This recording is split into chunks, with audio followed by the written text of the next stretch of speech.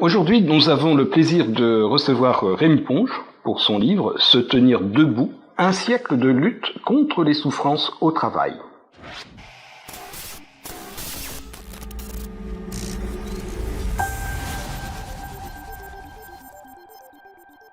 Dans votre livre, on voit donc que la souffrance au travail, c'est pas une problématique récente.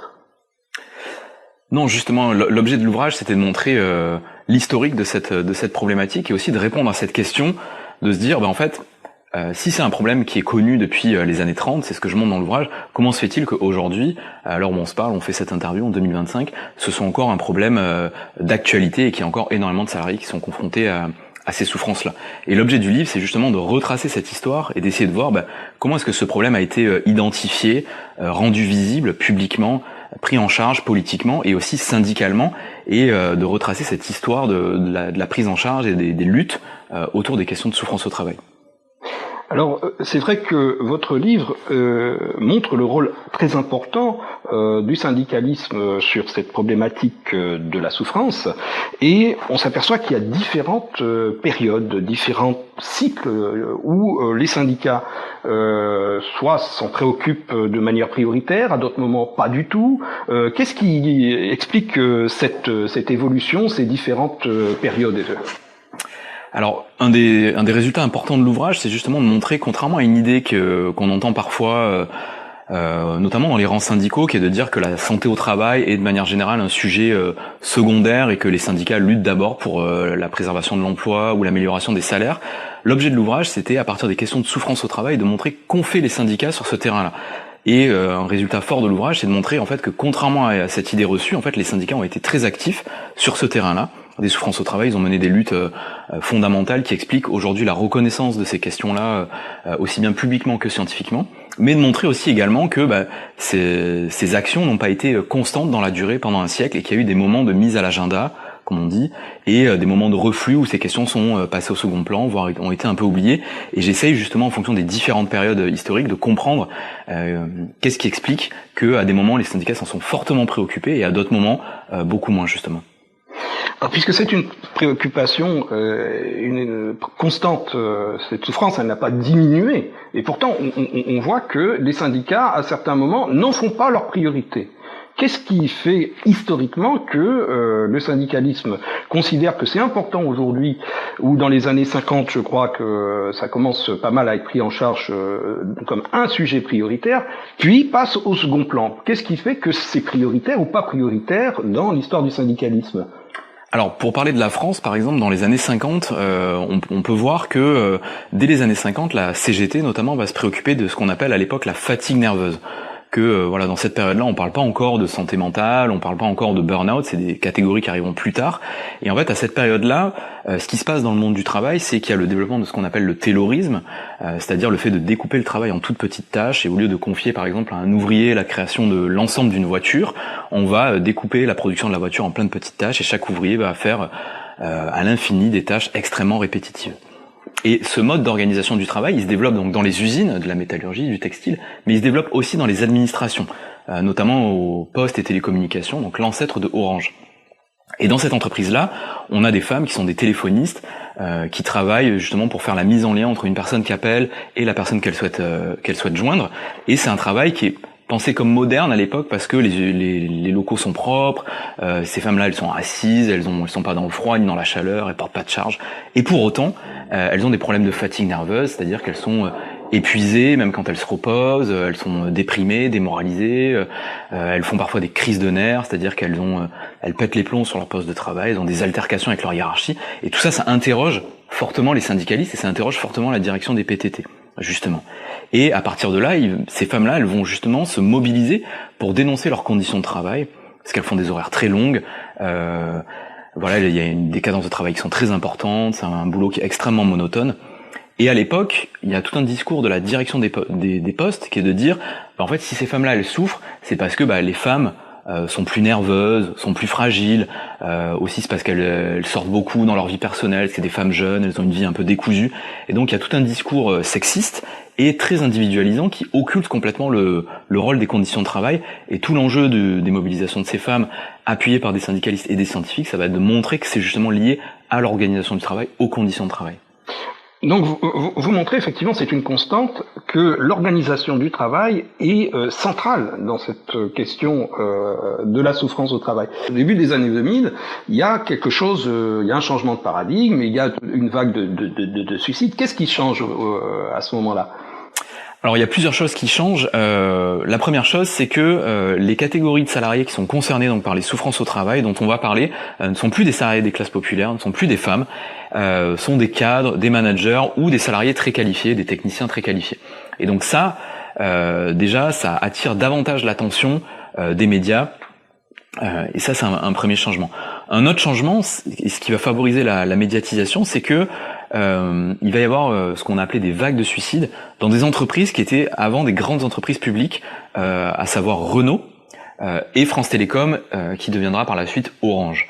Et en fait, donc ces entreprises, pour le dire très brièvement, l'objectif c'est de les privatiser, et donc pour préparer la privatisation et la concurrence qui s'ensuit, il va y avoir de très très fortes réorganisations qui sont menées, à la fois des réorganisations du travail, mais aussi ce qu'on pourrait appeler aujourd'hui des plans sociaux pour faire partir les salariés. Et chez France Télécom, comme c'est des fonctionnaires, on peut pas licencier des fonctionnaires, et donc il y a toute une stratégie de la direction qui va être mise en place pour pousser les gens vers la sortie. Ça, c'est aujourd'hui bien connu. Il y a un excellent documentaire qui le retrace très précisément, qui s'appelle « Par la porte ou par la fenêtre ». Et cette phrase, par la porte ou par la fenêtre, c'est la phrase qu'avait dit le PDG donc de France Télécom de l'époque, Didier Lombard, qui a dit « On fera les départs par la porte ou par la fenêtre ». Et pour avoir une ordre de grandeur de ce dont on parle, à l'époque, il y a 120 000 personnes qui travaillent chez France Télécom, et il est question d'en faire partir plus de 20 000. Voilà, donc c'est absolument colossal en termes de départ, et ça va être fait en rendant, pour le dire très simplement, les conditions de travail impossibles pour ces personnes-là, pour les conduire à soit à démissionner, soit à quitter leur emploi. On est dans les 20 dernières années qui nous rapprochent de la situation actuelle. Quel est l'impact de ces vagues de suicides, de cette évolution à la situation, sur la situation actuelle? En quoi est-ce que ça a changé les choses? Alors, ça a changé les choses de plusieurs manières.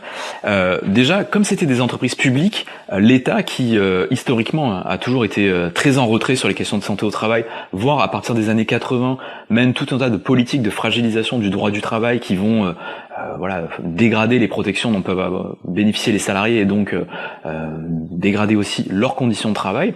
Là, comme c'est des entreprises publiques et qu'il y a des mobilisations syndicales très fortes, aussi bien chez Renault que chez France Télécom, avec l'appui de scientifiques pour montrer que les effets désastreux des réorganisations de travail sur la santé des salariés, l'État est soudainement sommé de prendre position et d'intervenir sur ce sujet-là.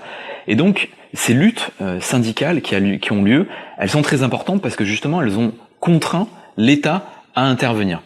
La publicisation de ce sujet-là, elle va obliger l'État à essayer de trouver une manière de régler le différend, on va dire, entre les organisations syndicales et les organisations patronales de l'époque, avec des syndicats qui dénoncent l'impact des conditions de travail sur la souffrance au travail, et des organisations patronales qui renvoient ces souffrances à des problèmes individuels, en disant que voilà, par exemple, si les personnes se suicident, c'est parce qu'elles ont des problèmes dans leur vie personnelle. Vous pouvez nous décrire un peu cette période de montée en charge et des CHSCT et la manière dont les syndicats se sont emparés dans cette période?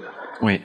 Alors, il faut voir que donc les CHSCT, les comités hygiène, sécurité, conditions de travail, qui sont chargés, dans lesquels siègent des représentants du personnel et des représentants de la direction, et qui sont chargés de travailler à l'amélioration de la prévention. En fait, c'est grâce à l'action des syndicats devant des tribunaux que ce qu'on appelle les risques psychosociaux, donc des facteurs de risque qui peuvent entraîner des problèmes de souffrance au travail, donc une intensité du travail excessive, un manque d'autonomie, des formes d'insécurité dans le travail, voilà, il y a plusieurs facteurs de risque qui sont reconnus. C'est grâce à l'action des CHSCT que justement la réglementation autour de ces risques-là et les obligations de prévention des employeurs vont être considérablement renforcées.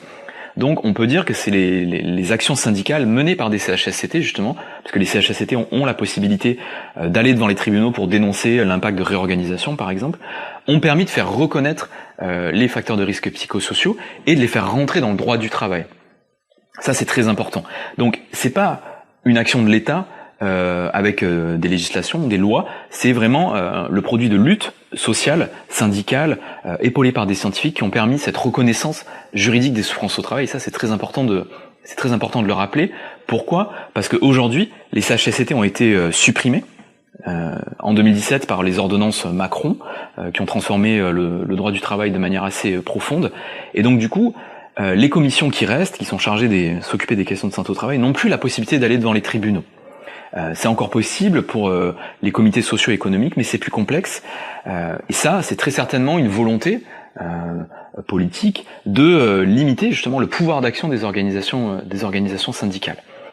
Donc clairement, depuis les ordonnances de 2017 et la suppression des CHSCT, nous sommes juridiquement dans un recul objectif par rapport à la situation précédente. Alors pour autant, évidemment, tout au long de ce siècle, la souffrance perdure.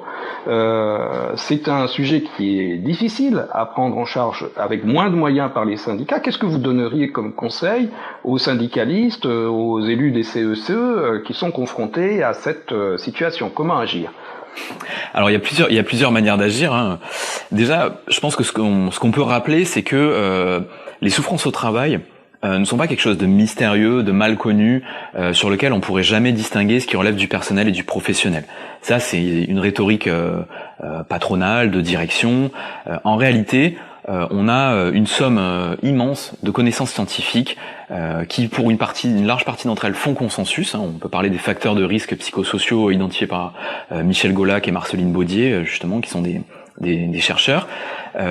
Donc, il n'est pas nécessaire de systématiquement reprouver la dangerosité de certaines conditions de travail. On sait aujourd'hui que quand on est soumis à des cadences de travail importantes, quand on a une charge de travail qui est forte, qu'on a peu d'autonomie dans son travail, qu'il y a beaucoup de changements dans son environnement de travail, ça, par exemple, c'est des facteurs de risque psychosociaux qui entraînent ou qui peuvent entraîner des problèmes de santé psychique, mais aussi des problèmes de santé physique. C'est ce qu'on appelle l'obligation de résultat en termes de santé. C'est une obligation de l'employeur qui s'applique aujourd'hui aussi bien au physique qu'au psychique.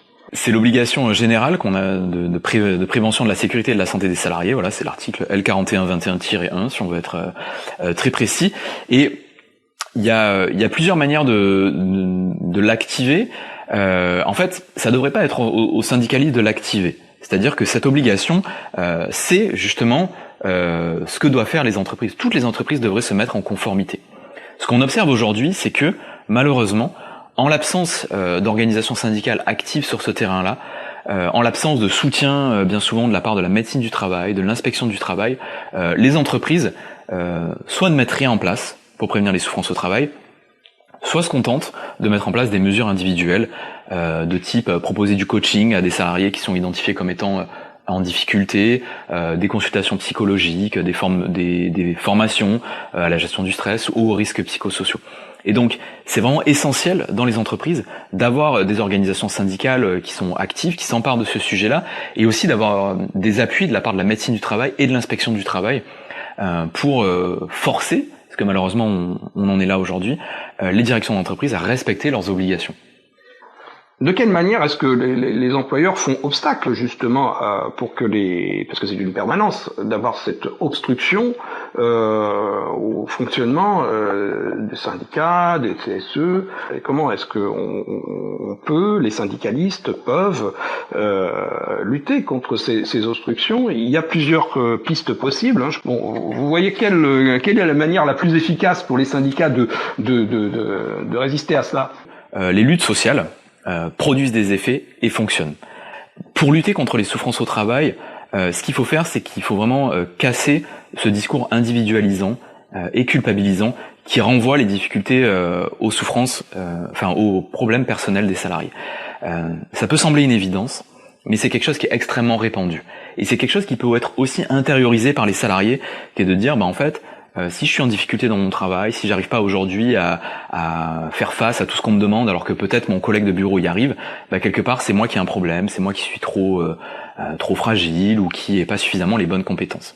Et aussi peut-être un dernier point, c'est que ces questions de souffrance au travail touchent en premier lieu les salariés issus des classes populaires, contrairement à ce qu'on peut croire, et aussi les femmes. Donc c'est également un enjeu féministes de se saisir de ces questions-là. Et c'est un enjeu démocratique parce que ça permet de remettre à l'agenda politique les difficultés vécues par les classes populaires qui sont très largement occultées dans le champ politique actuellement. Rémi Ponge, merci. Merci à vous.